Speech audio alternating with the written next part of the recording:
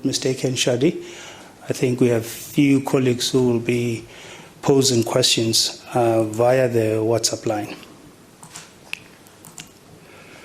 The President's submission of the response to the Judicial Commission into allegations of state capture, corruption and fraud in the public sector marked a significant milestone in the fight against corruption and state capture and in rebuilding the capacity of the state.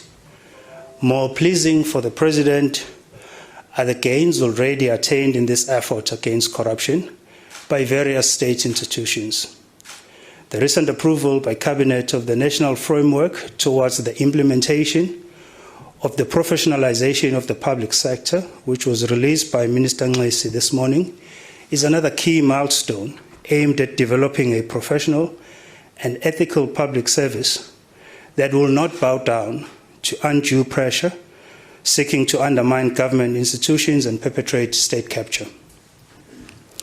In his address to the nation on Sunday, President Ramaphosa said, and I quote, "Since the start of the work of the Commission, significant resources have been made available to build and rebuild the capacity and capability of law enforcement agencies to respond effectively to the findings and recommendations of the State Capture Commission."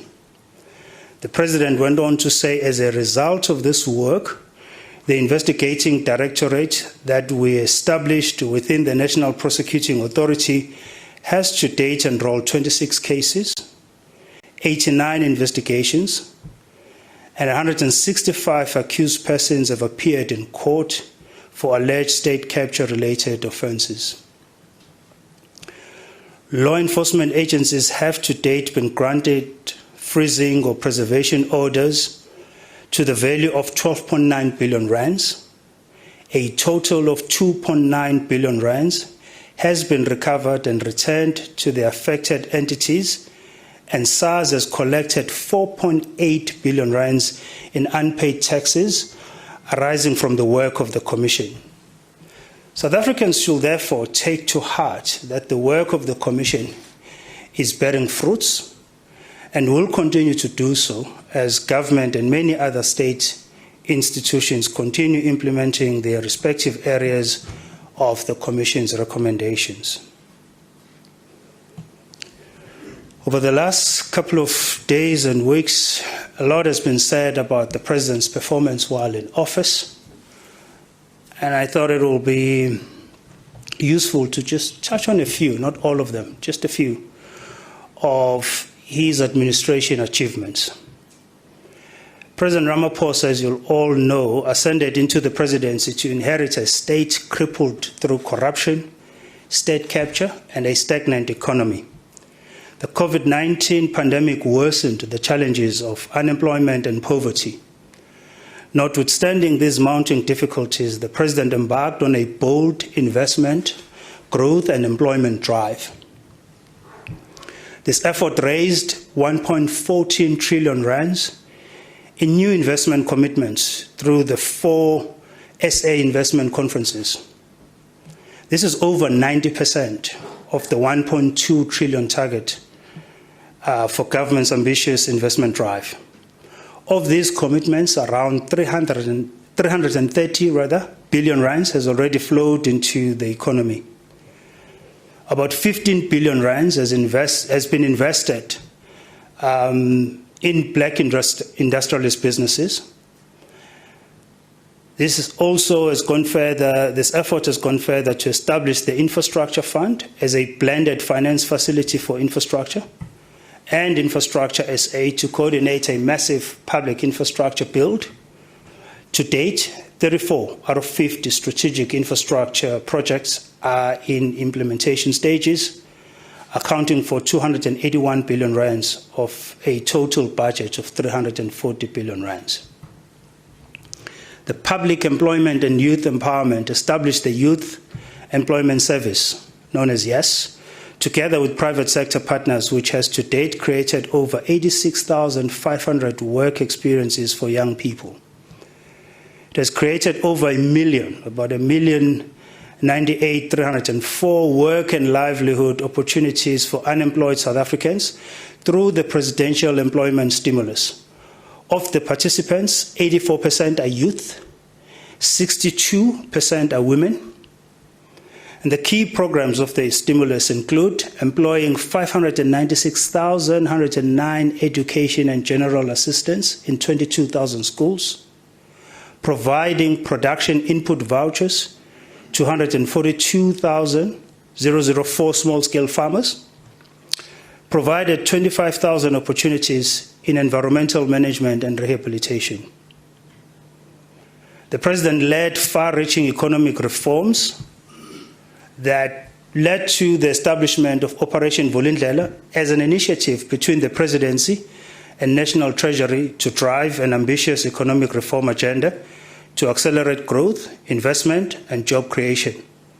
Some of the key achievements to date are on telecommunications, where we finalized auction of high-demand broadband spectrum, enabling lower data cost and a significant expansion of broadband access.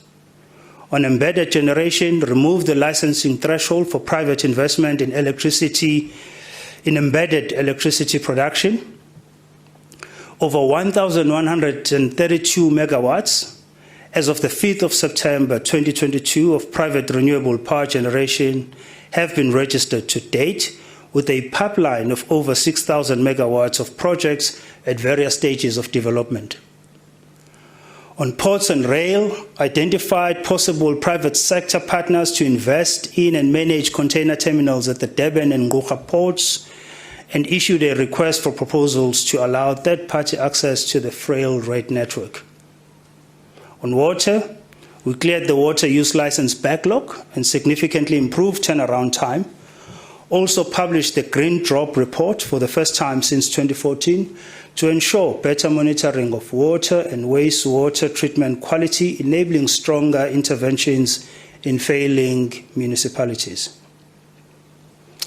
In tackling poverty and building human capital, the President and his administration introduced the national minimum wage for the first time in South Africa's history, guaranteeing a minimum floor below which no worker may be paid, expanded social grants for people most affected by COVID-19, including special SRD grant, which reached around 11 million unemployed people. Launched the SAFE program, sanitation for schools, to mobilize public and private funds to replace pit toilets. To date, 2,300 safe and appropriate toilet facilities have been built. Increased percentage of school learners not paying fees from 71.1% in 2018 to 75.5% in 2021. Increased NEFSAS funding for poor and working class students in universities and TVET colleges from 21 billion rands in 2018 to 38.6 billion rands in 2021. The total number of students funded increased from 580,000 in 2018 to 770,000 in 2021. Increased the number of learners received free school meals by 500,000 from 9.1 million in 2018 to 9.6 million now. We'll continue to share more details of major milestones of the Ramaphosa-led administration in the coming weeks. However, it's important to emphasize that when people judge the President's performance in office, they do so based on facts and not based on rumor mongering and other misinformed perceptions. Just a bit on the President's program for the upcoming days. On Wednesday, which is tomorrow, the President will attend the medium-term budget policy statement in Parliament in Cape Town.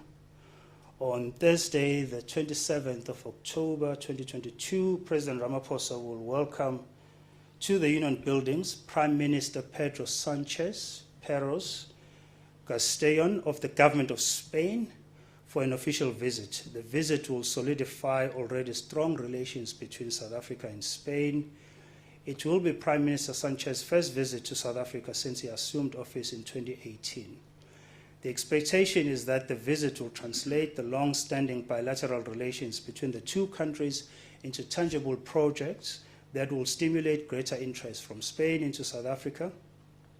especially regarding trade, investment, tourism, and cooperation in other identified sectors.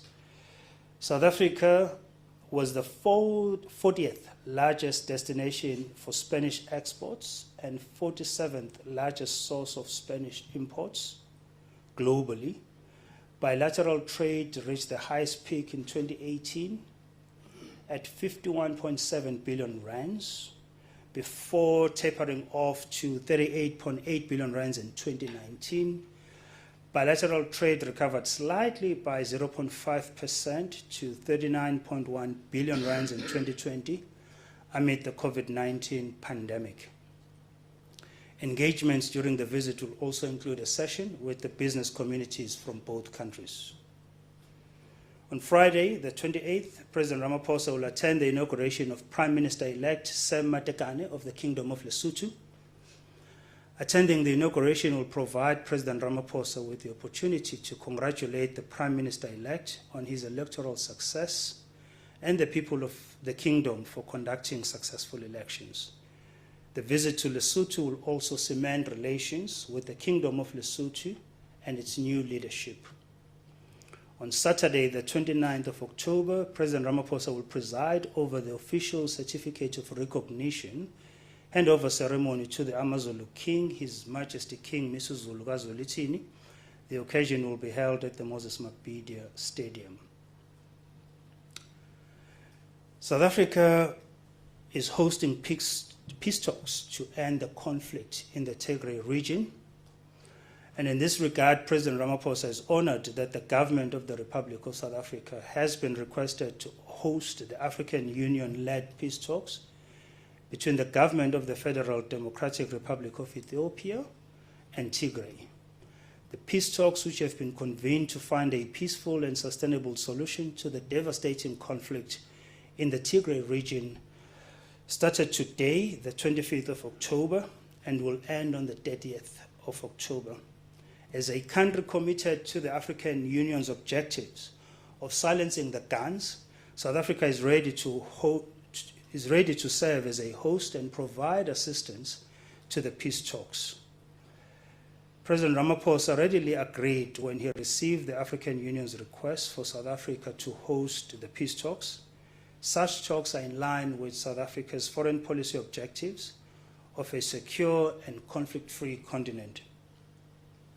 The talks will be facilitated by former President Olusegun Obasanjo of the Federal Republic of Nigeria, who will be supported by former President Uhuru Kenyatta of the Republic of Kenya and former Deputy President Dr. Phumzile Mlambo-Ngcuka of the Republic of South Africa. South Africa wishes the facilitation team well and hopes the talks will proceed constructively and result in a successful outcome that leads to lasting peace for all the people of our dear sister country, Ethiopia. And now on to the UK. President Ramaphosa sent his sincere congratulations to Prime Minister Rishi Sunak following his appointment by His Majesty King Charles III.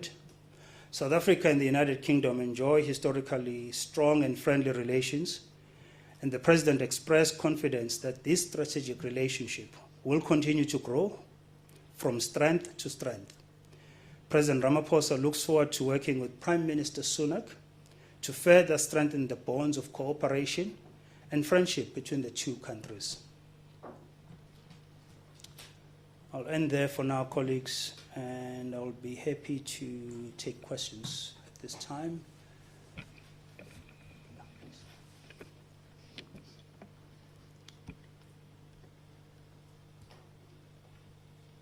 One, two. Yes.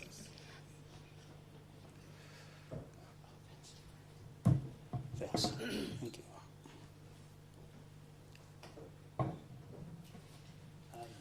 Thank you very much. Thank you very much, Mr. Magwenya. Just a few questions from my side. On the issue pertaining to former President Jacob Zuma, he said your president is corrupt. Your president has committed treason. Your president is busy with the side hustle, which is not permitted when you are the head of state. Just the direct response from the presidency and what the president has said directly to those allegations by former President Jacob Zuma, his predecessor.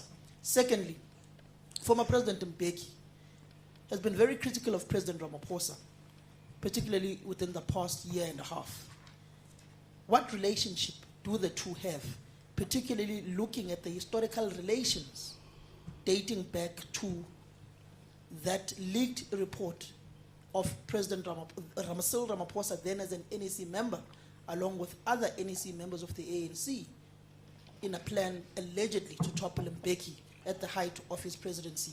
Their relationship has been frosty since President Ramaphosa toppled him as head of negotiations in early 90s. How has that relationship fared thus far? Thank you.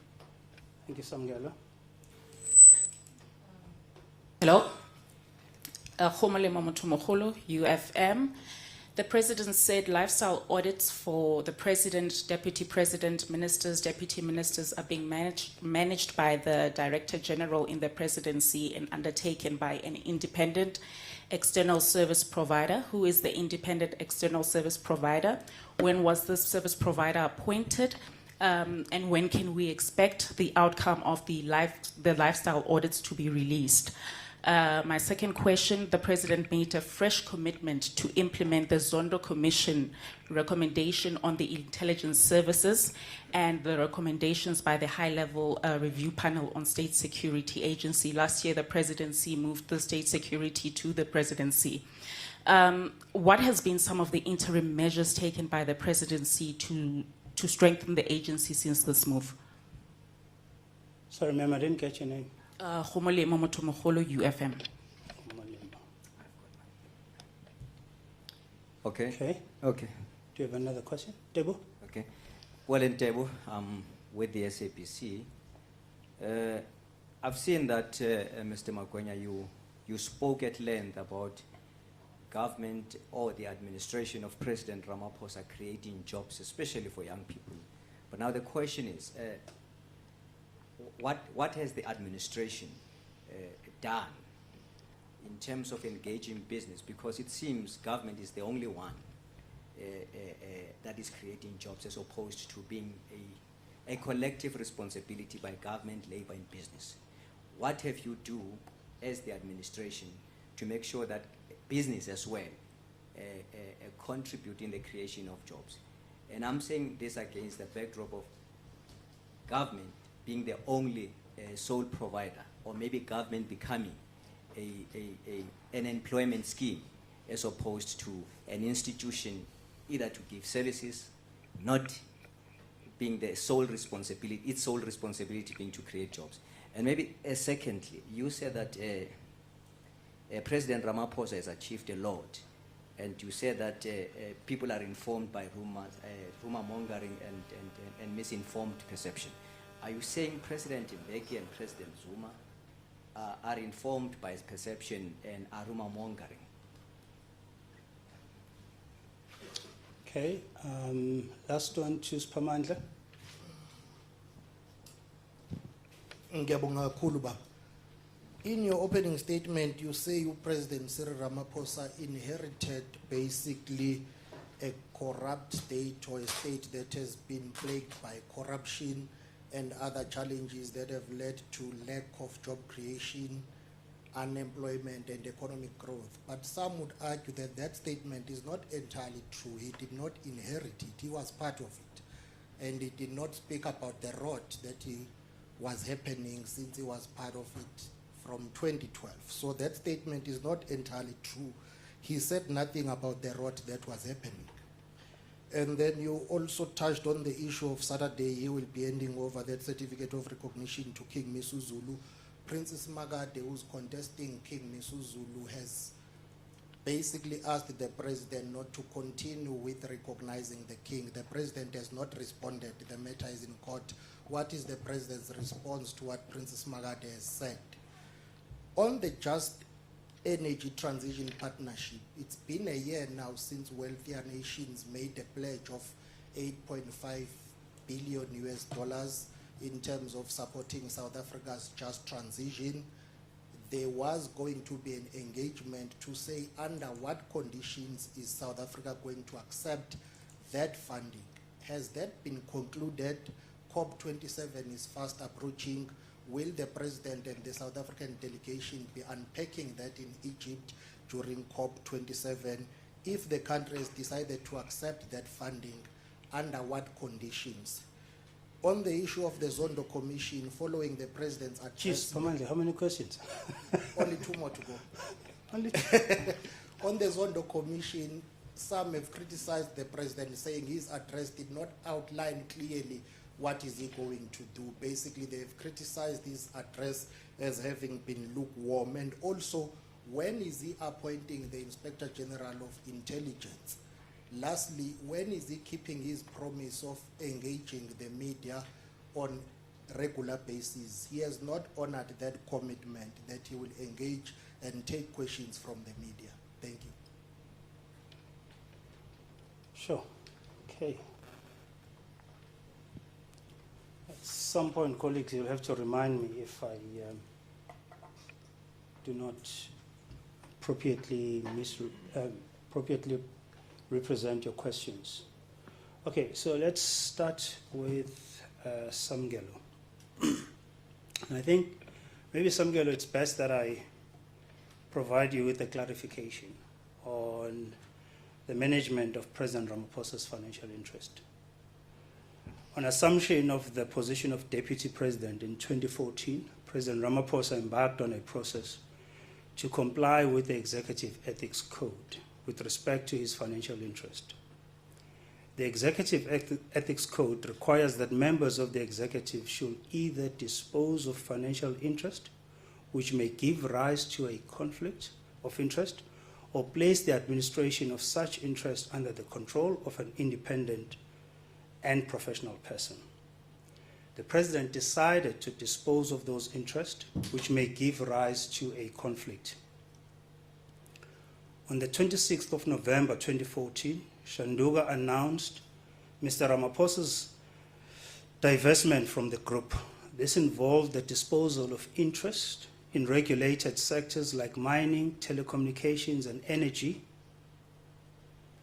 all those which may give rise to a conflict of interest. He retained assets in some of the non-regulated sectors like property, farming, and restaurants. Although not required by the Executive Ethics Code, Mr. Ramaphosa put these remaining assets from the Shanduga divestment under the management of independent and professional persons. These non-regulated interests have subsequently been disposed of. The President's farming operations have always been separate from Shanduga and were therefore not part of these transactions. The farming properties are not businesses that may give rise to a conflict of interest. President Ramaphosa's directorships and shareholding in the respective farming entities have been included in his annual declaration of interest to Parliament from 2014 to 2018 and the Secretary of Cabinet from 2014 to 2022. Whilst the farming entities do trade in the purchase, sale, and breeding of game and livestock, the President does not earn a salary from these entities. Revenues earned from the trading of game and livestock cover salaries of workers, upkeep of the properties, and the remainder is reinvested into the breeding of unique game and livestock species, veterinary services, and other related costs. I think those are facts, and that covers that question. Anything else to the contrary will be pure speculation and innuendo that we cannot entertain. The second question, Samgelo, relates to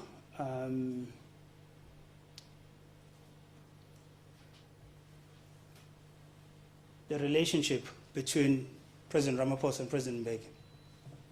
As far as President Ramaphosa is concerned, they have a very healthy relationship. President Mbeki has a direct line to President Ramaphosa.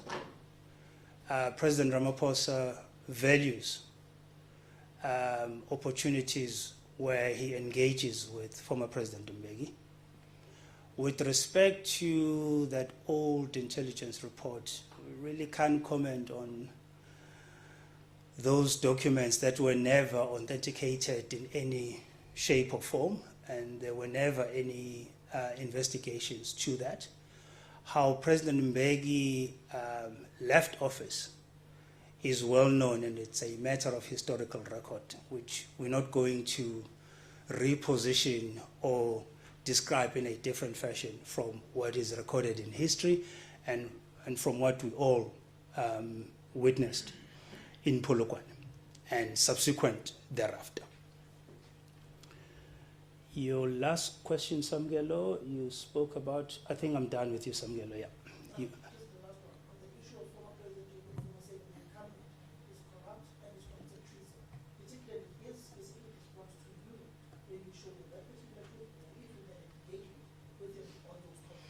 no, on Saturday, we were, as you know, we were occupied with finalizing, crossing T's and making sure every sentence is dotted on the President's response to the State Capture Commission report. We did not have that much time to engage over that press conference. On Sunday, we're preparing for the address to the nation. So the President has been occupied by real pressing matters in this regard. I think the outline I've just shared with you with respect to how the President has managed his financial interests puts that matter to rest. Any other thing, as I've said, is pure innuendo and speculation, which, quite frankly, we're not going to engage. Homulemo, I hope I'm pronouncing your name correctly. The service providers are yet to be appointed. So when that process is underway, I'm certain appropriate announcements will be made. SSA, there is new leadership at SSA that has been appointed, that has been working to turn around SSA. The new bill is almost ready for submission to Parliament. The National Security Council meets regularly. The National Security Strategy that has been adopted by the National Security Council will soon be published for public consultation. And so all of those efforts are measures that have been taken to turn around the State Security Agency. And it doesn't end there. More work is still to be done, as you saw in the President's address on Sunday, as well as the detail that's contained in the response to the State Capture Commission. Was it you who asked about the IG? Or it was you? Let me just kind of add that part. With respect to the appointment of the Inspector General on Intelligence, paperwork has reached the presidency early this week, so it will be processed as speedily as possible, and appropriate announcements will be made in that regard. Ntebu, by enumerating what President Ramaphosa's administration has achieved, particularly in those employment programs, we're not saying government is the only sole creator of jobs. That's number one. These are very specific programs. So, for example, if you look at the,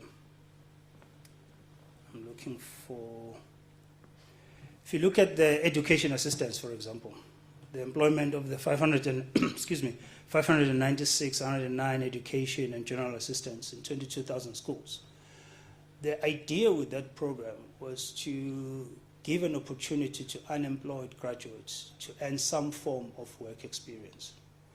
Often when young graduates are looking for employment, they face a hurdle of experience or lack thereof. And this program in particular was aimed at providing those sort of basic work experience opportunity and basic skills that could assist those young people in their future endeavors for employment. Are we engaging business? Yes. There are constant engagements between government and business. I think about a month or so ago, not so long ago, the President addressed the Business Unity South Africa AGM. We are constantly engaged with business from a point of view of ensuring we continue to provide an enabling environment for business to thrive and grow and create jobs, to create an environment for public-private partnerships, to partner with business on a number of areas, for example, energy. You will know some of the private sector companies, for example, have engaged Eskom directly with respect to partnerships on renewables.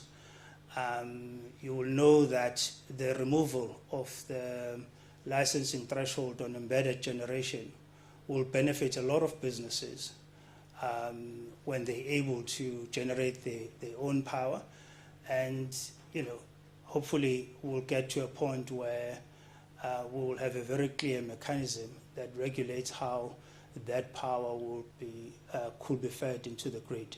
So there are constant engagements on a number of issues between government and business. At no point in time will we ever claim to be the sole creators of jobs. We will do so with all social partners, including labor, for that matter. And that's why you have forums like NETLEC, for example, where those issues are constantly discussed. That's why you also still have, albeit somewhat a bit late, with respect to the deadline the President had set, you still have work underway into reaching the social compact. That will include government, business, and other social partners. Spamandla. Spamandla, just look at the Zondo Commission report. The Zondo Commission report is an independent judicial report. It outlines the enormous amount of damage that was inflicted upon the state and its institutions. And that on its own qualifies the point I've made. I'm not going to reiterate the multiple volumes and pages coming out of that report. But just look at that report. If you're ever in doubt, read it and read it again. Look at the President's response and look at the amount of institutions that are enumerated as having been severely impacted by corruption and state capture. And that will give you a sense of the sort of bigger challenge that President Ramaphosa faced upon ascending to the presidency. With respect to the President,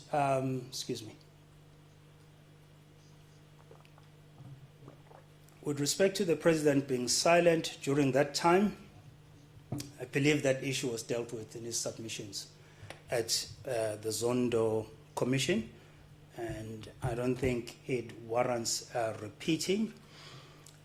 With respect to the Just Energy Transition Investment Plan, as you'll know, Cabinet last week approved the Just Energy Transition Investment Plan, which is a 5-year roadmap for securing an inclusive and just energy transition for South Africa as it decarbonizes its energy sector. The investment plan sets out the scale of need and the investments required to achieve the decarbonization commitments made by the government of South Africa in line with its updated nationally determined contribution that was submitted to the United Nations Framework Convention on Climate Change in Glasgow in November 2021. The plan outlines a range of investments totaling close to 1.5 trillion rands in 3 priority sectors, namely electricity, new energy vehicles, and green hydrogen. These sectors have been identified as offering significant potential for emissions reduction, social impact, and quality job creation. The development of the JET-IP gives effect to the Just Energy Transition Partnership, a partnership which South Africa established at COP26, together with France, Germany, the United Kingdom, the United States, and the European Union. Through the JET-P, partner countries committed to mobilize an initial 8.5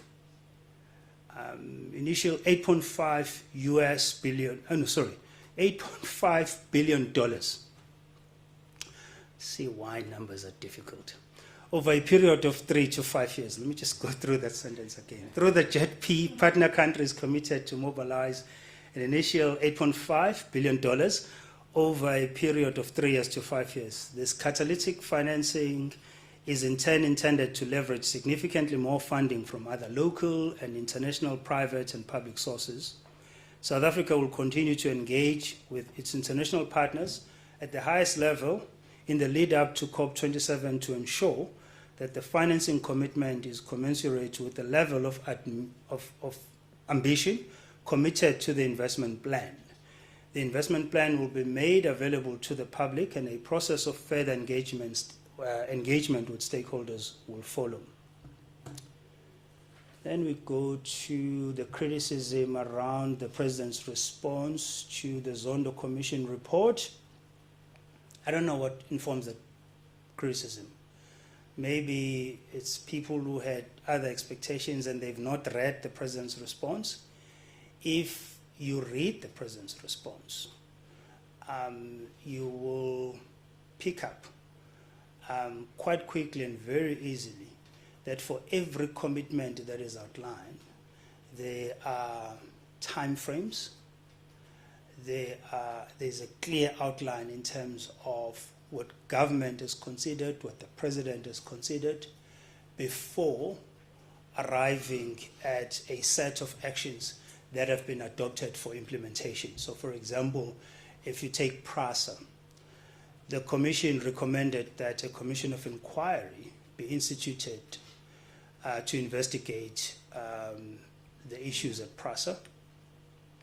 However, because the SIU had already commenced with an investigation into matters at PRASA, the President has decided that he will expand the existing proclamation to give effect to the Zondo Commission's report and recommendations, and to widen the scope of investigation. So in that regard, there will be no need necessarily to institute a commission of inquiry right now until such time that investigation has been concluded. So that's just one example. The President has spoken about the need to develop a professional and ethical public service. That work is already underway. Minister Nxesi announced the details. I referred to them in my opening, and that is the work that will be led by the National School of Government and under the guidance of Professor Magwenya. So there's work underway there. There is work underway in the NPA with the establishment of the independent directorate, for example, and the President has enumerated the successes in that regard. So the criticism must be informed by facts, it must be specific to the areas in question, and it mustn't be just generic. There was a question about, media questions. We've been trying to set up a media briefing for the President. Unfortunately, the schedule has just been extremely punishing and is not allowed. But I think I must just correct something here. There's a distinction between the President seeking to address the nation and deciding that he's going to deliver a message to the rest of the nation versus the President's availability to engage with the media for slightly longer period than we often do. So as you will know, having covered the President in multiple locations around the country, we always endeavor to make him accessible and available to journalists. So I must then correct the perception that the president does not talk to journalists. Samgelo had an engagement with the president in Saudi Arabia. You had an engagement with the president in Northern Cape, albeit short, but nonetheless it was there. In most visits, Debu managed to ask the president some questions in Botswana. So in most engagements or public commitments, we do endeavor to make him accessible and available as possible. What I think is in question here is the promised quarterly media briefing, which I take full responsibility for, which has not been for a lack of trying. It's just been a case of scheduling. The office, under the leadership of our chief of staff, is working on a day and a time in which such an engagement will happen, and we'll announce it appropriately.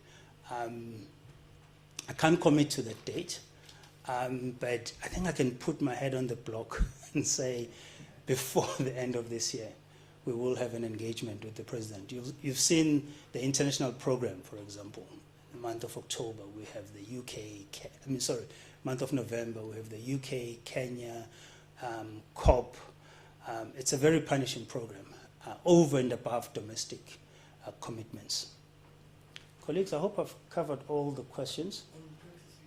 Oh, Princess Magate, yes. Okay, so let's deal with that issue because papers have been filed in court, right? So I think the first thing to say is, Pamandla, on this one, is that the president does not wish to get involved or to get into the dispute within the royal family. So that we must state categorically. That's number one. The Act, and I'll come to that, the Act requires that when the royal family has made the decision on who ascends to the throne, it conveys that decision to the president via COCTA. In his papers, the president is not fighting any member of the royal family, except to defend his process that led to the decision to recognize King Misuzulu.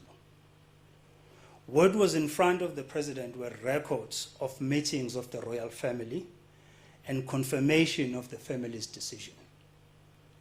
Thank you. Okay. Gert?